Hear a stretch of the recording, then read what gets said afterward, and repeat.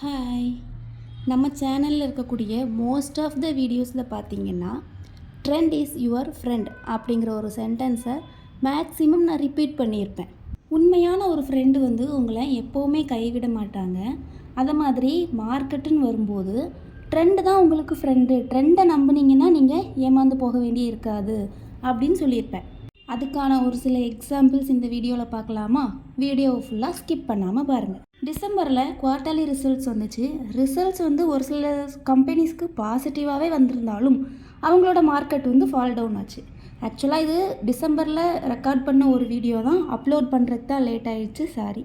Positive results வந்திருந்தாலும் market fall down ஆன ஒரு சில கம்பெனிஸ் நான் உங்களுக்கு இங்கே காமிக்கிறேன் பாருங்கள். எல்லாருக்குமே தெரிஞ்ச ஒரு கம்பெனி HCL டெக்னாலஜிஸ். அவங்களோட ப்ரீவியஸ் குவார்ட்டரை கம்பேர் பண்ணும்போது இந்த டைம் அவங்களுக்கு நல்ல ஒரு பாசிட்டிவ் ரிசல்ட் தான் இருக்குது. அவங்களோட நெட் ப்ராஃபிட்டுமே ப்ரீவியஸ் குவார்ட்டர் கம்பேர் பண்ணும்போது நல்ல ஒரு பாசிட்டிவ் ரிசல்ட் தான் பாருங்கள்.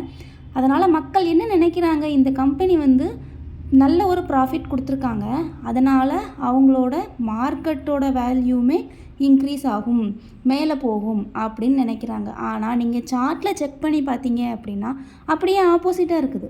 ஆக்சுவலாக HCL டெக்னாலஜிஸ் அவங்களோட ரிசல்ட்டை 16th January அனௌன்ஸ் பண்ணியிருப்பாங்கன்னு நினைக்கிறேன். பார்த்தீங்கன்னா HCL டெக்னாலஜிஸோட ரிசல்ட் அனௌன்ஸ் பண்ண டேட் 16th January இல்லை 17th இருக்கும்னு நினைக்கிறேன். நீங்கள் பார்த்தீங்கன்னா இந்த நியூஸ் அண்ட் அப்டேட்ஸ்ன்னு இருக்குதுல்ல, இதில் ஈவெண்ட்ஸ் அதில் போயிட்டு செக் பண்ணி பார்த்தீங்கன்னா தெரியும். 16th January அனௌன்ஸ் பண்ணியிருக்காங்க. சாரி, இது ஆக்சிஸ் பேங்க் லிமிட்டடோடது. HCL டெக்னாலஜிஸோடது செக் பண்ணி பார்க்கலாம். ஈவன் அவங்க டிவிடெண்ட் கூட அனௌன்ஸ் பண்ணியிருக்காங்க.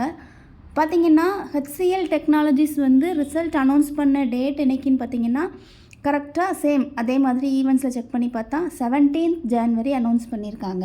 அந்த குவார்ட்டரில் பார்த்தீங்கன்னா அவங்களுக்கு நல்ல ஒரு ப்ராஃபிட்டுமே மேக் பண்ணியிருக்காங்க.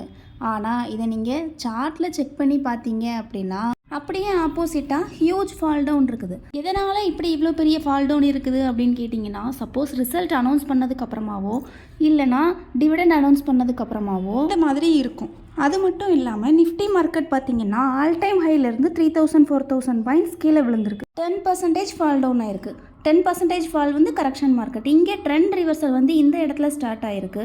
அதுக்கப்புறம் ஃபுல்லாகவே அது பேரிஷாக தான் இருக்குது. அதுக்கு முன்னாடி பார்த்திங்கன்னா அது ஃபுல்லாகவே புல்லிஷாக தான் இருந்திருக்கு. ஆனால் இப்போ வரைக்குமே அது பேரிஷ் மூவ்மெண்ட்டில் தான் இருக்குது. இப்படி மார்க்கெட் பேரிஷாக இருக்கும்போது நிறைய இன்வெஸ்டர்ஸ் இதில் இன்வெஸ்ட் பண்ணுவாங்க. இதிலேருந்து நீங்கள் புரிஞ்சுக்க வேண்டிய ஒரே ஒரு விஷயம் என்னென்னா, ஒவ்வொரு பியர் மார்க்கெட்டும் இன்வெஸ்டர்ஸை க்ரியேட் பண்ணுது. அப்போ HCL டெக்னாலஜிஸோட ரிசல்ட் ஓவராலாக நல்லா இருக்கும்போது அது பியர் மார்க்கெட்டாக இருந்தாலுமே நிறைய இன்வெஸ்டர்ஸ் வருவாங்க. இதே சினாரியோ தான் ஆக்சிஸ் பேங்க்லேயும். பார்த்தீங்கன்னா அவங்களோட ப்ரீவியஸ் குவார்ட்டரை கம்பேர் பண்ணும்போது இந்த ரிசல்ட்டில் அவங்களுக்கு நல்ல ஒரு ப்ராஃபிட்டே இருந்திருக்கு. இன்வெஸ்ட்மெண்ட் இன்கம் கூட நல்லாவே இருந்திருக்கு. ஆனால் இதுலேயுமே நீங்கள் சார்ட்டை செக் பண்ணி பார்த்தீங்க அப்படின்னா ஃபால் டவுன் தான் இருந்திருக்கு. பார்த்தீங்கன்னா பியரிஷ் மார்க்கெட் தான் இருந்திருக்கு. நீங்கள் ட்ரெண்டை ஃபாலோ பண்ணியிருந்தீங்க அப்படின்னா இதில் நீங்கள் பியரிஷாக தான் இருந்திருப்பீங்க, புல்லிஷாக இருந்திருக்க மாட்டீங்க. அதனால தான் நான் உங்களுக்கு ட்ரெண்ட் இஸ் யுவர் ஃப்ரெண்ட் அப்படிங்கிற ஒரு சென்டென்ஸை நான் ரிப்பீட் பண்ணிகிட்டே இருக்கேன். பாருங்கள், ரிசல்ட்ஸ் வந்ததுக்கப்புறமா இந்த 2025 ஸ்டார்ட் ஆனதுலேருந்து பார்த்தீங்கன்னா உங்களுக்கு பியரிஷ் மூமெண்ட்டே தான் இருக்குது. பாருங்கள், இங்கேருந்து பியரிஷ் மூமெண்ட்டே தான் இருக்குது. அந்த மூமெண்ட்டை ஃபாலோ பண்ணியிருந்தீங்கன்னா நீங்களும் பியரிஷாக இருந்திருப்பீங்க. அதனால தான் சொல்கிறாங்க, எப்போவுமே buy the news sell the market, sell the news buy the market அப்படின்னு கேள்விப்பட்டிருப்பீங்க. இதுதான் இங்கே ரியாலிட்டி. எப்போவுமே ஒரு கம்பெனி டிவிடெண்ட் அனௌன்ஸ் பண்ணுறாங்க அப்படின்னு சொல்லி நியூஸை பார்த்து அதுக்கு நீங்கள் ட்ரேட் பண்ணக்கூடாது. நியூஸ் பார்த்து இன்வெஸ்ட்டும் பண்ணக்கூடாது. இதே மாதிரி தான் இன்ஃபோசிஸ் லிமிட்டட்லேயுமே. இன்ஃபோசிஸில் பார்த்தீங்கன்னா ப்ரீவியஸ் குவார்ட்டரை கம்பேர் பண்ணும்போது இந்த ரிசல்ட்டில் அவங்களுக்கு ஒரு நல்ல ஒரு ப்ராஃபிட்டே இருந்திருக்கு. நல்ல ரிசல்ட்ஸ் இருந்த போதிலும் அதோட சார்ட்டை செக் பண்ணி பாருங்கள், நல்ல ஒரு ஃபால் டவுன் கொடுத்துருக்கு. அந்த வீக்கில் ஃப்ரைடே பார்த்திங்கன்னா நிறைய ஸ்டாக்ஸ் ஓப்பன் ஆகும்போது ஹியூஜ் கேப் அப்பில் இல்லை ஹியூஜ் கேப் டவுனில் தான் ஓப்பன் ஆச்சு. ஆனால் அதுக்கப்புறமா எந்த ஒரு பெரிய மூமெண்ட்டுமே இல்லை. ரிசல்ட் வந்ததுக்கப்புறமா இங்கேருந்து பார்த்தீங்க அப்படின்னா நல்ல ஒரு ஃபால் டவுன் இருந்திருக்கு. அதுக்கு முன்னாடி உங்களுக்கு புல்லிஷாக தான் இருந்திருக்கு. சப்போஸ் நீங்கள் ரிசல்ட்டை பார்த்து நீங்கள் பை பண்ணுறீங்க அப்படின்னா கண்டிப்பாக ட்ராப்பில் மாட்டியிருந்திருப்பீங்க. ஆனால் உங்களுக்கு முன்னாடியே ஏதாவது ஷேர் நீங்கள் பொசிஷன் வச்சுருக்கீங்க அப்படின்னா அதை நீங்கள் ஹோல்டு பண்ணலாம். இன்ஃபோசிஸ், ஆக்சிஸ் பேங்க் அப்படின்னு இல்லை, எந்த ஒரு ஷேராக இருந்தாலுமே அதை நீங்கள் ஹோல்ட் பண்ணலாம் தாராளமாக. நான் உங்களுக்கு இன்னொரு விஷயம் காமிக்கிறேன். நிஃப்டி மார்க்கெட் பார்த்தீங்கன்னா, நிஃப்டி மார்க்கெட் எடுத்துக்கிட்டீங்க அப்படின்னா ஒவ்வொரு 2 வருஷத்துக்கு ஒரு தடவை ஒரு ஃபால் இருந்திருக்கு. கன்வீனியண்ட்டாக இருக்கிறதுக்காக நான் கேண்டிலை வந்து மந்த்லி கேண்டிலாக செட் பண்ணிக்கிறேன். பார்த்தீங்கன்னா 1995லேருந்து நமக்கு டேட்டா இருக்குது சார்ட்டில்.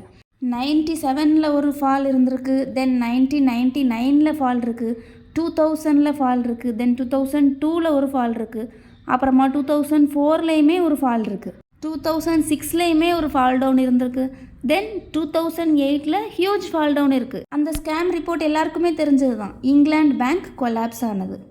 அதுக்கப்புறமா 2011ல் ஒரு ஃபால் இருந்திருக்கு. அதுக்கப்புறம் பார்த்தீங்கன்னா 2015-16லேயுமே ஒரு ஃபால் இருந்திருக்கு. அப்போது ஒவ்வொரு 2 வருஷத்துக்கு ஒரு தடவையுமே நிஃப்டி மார்க்கெட்லேயுமே ஒரு ஃபால் இருந்திருக்க தான் செய்யுது. அதுக்கப்புறமா இந்த 2020 இந்த பேண்டமிக் வந்து எல்லாருக்குமே தெரிஞ்சது தான், அந்த பேண்டமிக்லேயுமே பெரிய ஃபால் டவுன் இருந்திருக்க தான் செய்யுது. அதுக்கப்புறம் மார்க்கெட் வந்து மேபி புல்லிஷாக இருந்திருக்கலாம், ஆனாலும் 2022ல் பாருங்கள் அதில் ஒரு ஃபால் டவுன் இருந்திருக்க தான் செய்யுது. 2020 கோவிடுக்கு அப்புறமா 2022லேயுமே ஃபால் டவுன் இருந்திருக்கு. ஆல்மோஸ்ட் 18,000லேருந்து மார்க்கெட் வந்து அப்ராக்சிமேட்டாக 16,000 வரைக்குமே வந்திருக்கு.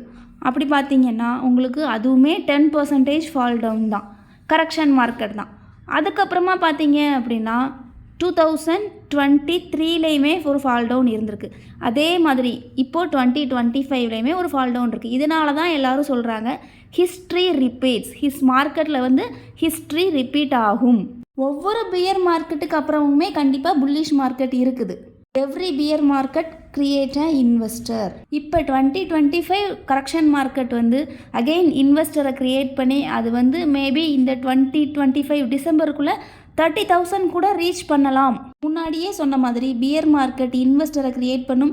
அப்படி இன்வெஸ்டர்ஸ் அதிகமாக வர்றதுனால உங்களுக்கு வேல்யூ வந்து இன்னும் 28,000, 27,000 அப் டு 30,000 வரைக்கும் கூட போகலாம்.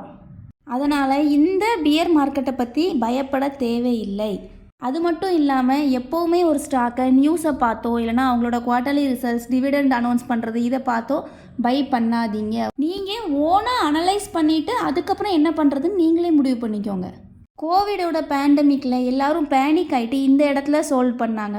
அவங்க சோல்ட் அவுட் பண்ணதுக்கு அப்புறமா மார்க்கெட் எங்கே போய் நிற்கிதுன்னு பாருங்கள். மார்க்கெட் வந்து அடுத்த ஒரே வருஷத்தில் எதிர்பார்க்காத அளவுக்கு ஒரு புல்லிஷ் மூமெண்ட்டு எங்கே வரைக்கும்னு பார்த்தீங்கன்னா இந்த இடம் வரைக்கும் உங்களுக்கு மூமெண்ட் கொடுத்துருக்கு. அதே மாதிரி அதுக்கு அடுத்த ஃபால் டவுன்லேயுமே இப்போ மார்க்கெட்டோட ப்ரைஸ் எங்கே இருக்குது பாருங்கள்.